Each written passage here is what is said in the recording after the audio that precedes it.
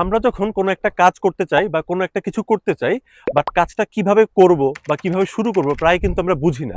যেমন আমি যদি আপনাদেরকে একটা এক্সাম্পল দেই, এই যে পাহাড়টা, এই পাহাড়টাতে কিভাবে উঠবো সেটা কিন্তু আমি বুঝে উঠতে পারতেছি না। এরকম যদি আরো কয়েকটা এক্সাম্পল দেই আমি, যে কিভাবে রান্না করব সেটা আমি বুঝে উঠতে পারতেছি না।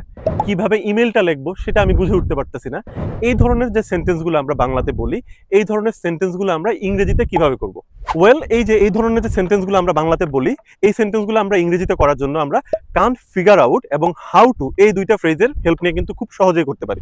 তাহলে আমি যদি আগের এক্সাম্পলগুলো এই দুইটা ফ্রেজের হেল্প নিয়ে ইংরেজিতে করি, আমি এই পাহাড়টাতে কিভাবে চড়বো সেটা আমি বুঝে উঠতে পারতেছি না। এটার ইংরেজি হবে I can't figure out how to climb this hill. আমি কিভাবে রান্না করব সেটা আমি বুঝে উঠতে পারতেছি না। এটার ইংরেজি হবে I can't figure out how to cook.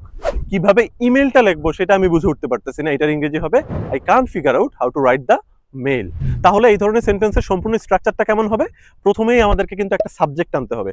দেন সাবজেক্টের পরে আমাদেরকে কান্ট ফিগার আউট এই ফ্রেজটা অ্যাড করতে হবে। এই ফ্রেজটা অ্যাড করার পরে আমাদেরকে হাউ টু এই ফ্রেজটা অ্যাড করতে হবে। হাউ টু এর পরে আমাদেরকে একটা ভার্বের বেস ফর্ম আনতে হবে, অর্থাৎ V1।